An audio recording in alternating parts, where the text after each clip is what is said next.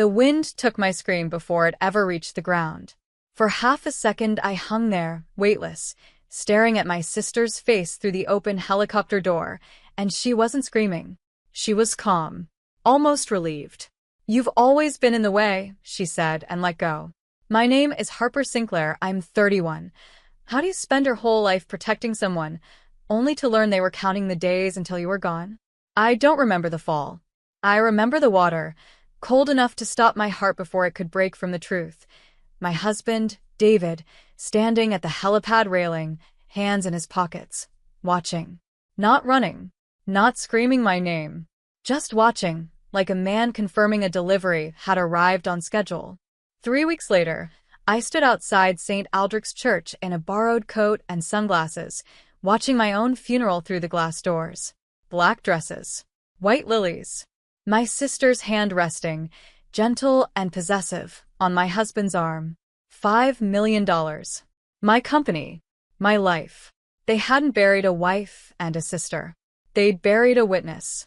A fisherman named Otis pulled me from the water 2 miles down the coast, half frozen, unable to remember my own name for 3 days. When it came back to me, I didn't tell anyone. I let the world keep its version of Harper Sinclair, dead, tragic, mourned. Grief makes people careless. I needed David and my sister careless. I watched the funeral from behind a stone pillar, my hair cut short and dyed the color of wet ash, a scarf pulled high over the scar on my jaw. Ivy wore my mother's pearls. She'd asked to borrow them once, years ago, and I'd said no. Now she wore them like a woman collecting a debt. David spoke at the podium. His voice cracked in exactly the right places. He'd always been a good actor. I just used to call it charm. "She was the best of us," he said, and Ivy touched her eyes with a tissue that stayed dry. I counted 43 people who cried. My sister was not one of them. Then, near the back, a man in a gray suit closed his phone and murmured to another, "Insurance releases in 10 business days," and I understood exactly how long I had to become someone they wouldn't recognize. I became Nora Callahan in a rented room above a laundromat, paying cash, speaking softly, learning to walk like grief hadn't taught my spine to curl. Otis didn't ask questions. Fishermen rarely do. He just left eggs on my doorstep and never once said my old name. I got a job cleaning offices, 3 nights a week. One of them, by a cruelty I chose to call fate, belonged to Callaway and Reeves, the accounting firm that handled Sinclair Holdings. I emptied trash bins for 2 months before I found what I needed, a printed email, crumpled but whole, between David and a man named Preston Vale. Foreign phrases stitched together. Double the payout. Accelerate the transfer. Ivy's signature is enough now that she's majority. Majority. My sister hadn't just watched me fall. She'd inherited the company that Fall was supposed to fund. I sat on the bathroom floor of that office at 2 a.m., that paper trembling in my hands, and laughed. Quiet, ugly, real laughter. The kind grief finally makes room for once it's done pretending to be sad. They thought the ocean had finished me. They didn't know I'd learned to swim toward the truth instead of away from it. I started small. A voicemail left for Preston Vale from a burner number. My voice altered, claiming to be a journalist, confirming details on the Sinclair estate transfer. He called back within the hour, panicked, asking who'd given out his name. Fear moves faster than grief. I was learning that too.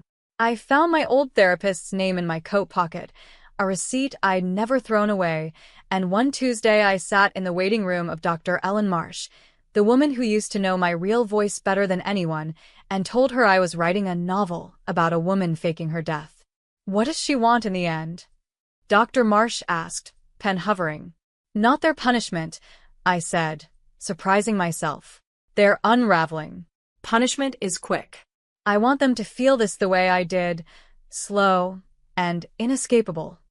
That night, I mailed an anonymous packet to Sinclair Holdings Board, copies of the email, dates, wire transfers. Not proof of murder, proof of motive. Enough to make men in gray suits start asking each other quiet, careful questions. By morning, my sister's phone rang 4 times before 9, and for the first time in 3 months, I felt her fear reach all the way to shore. The board called an emergency meeting. I know because I was there.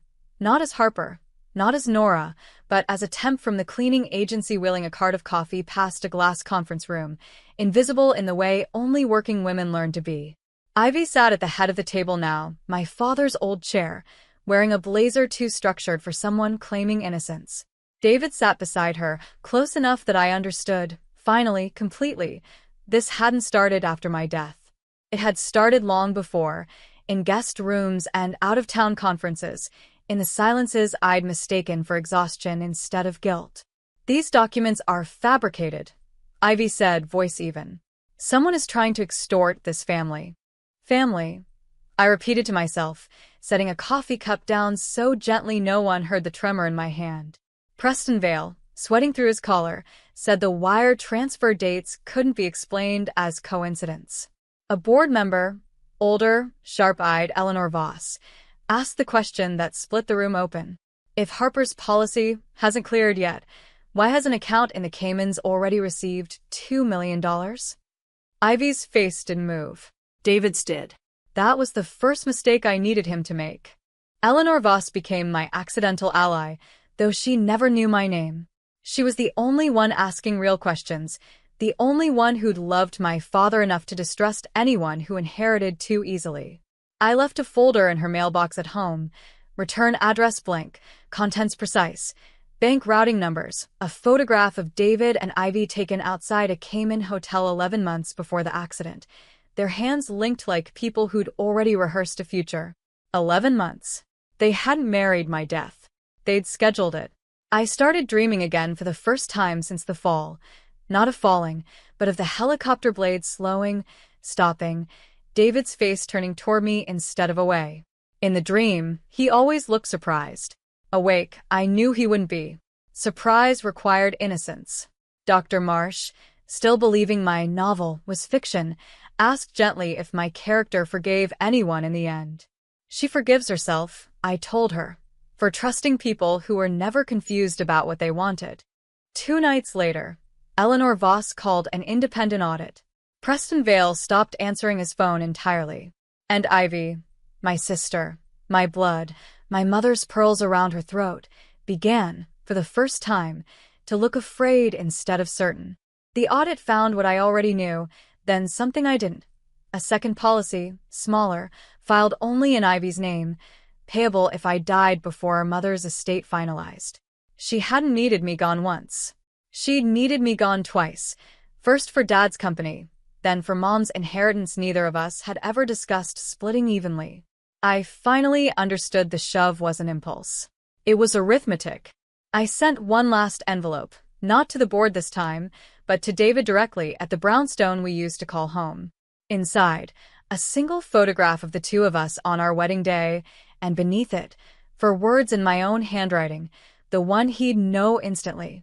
You knew. I know.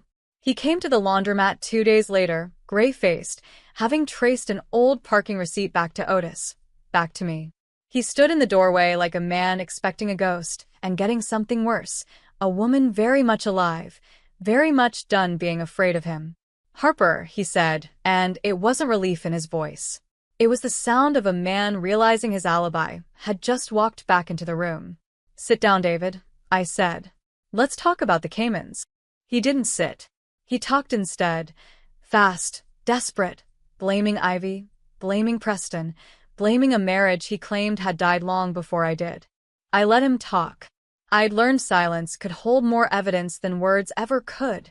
My phone, recording, sat between us like a third guest at the table. I gave the recording to Eleanor Voss the next morning. Not the police, not yet.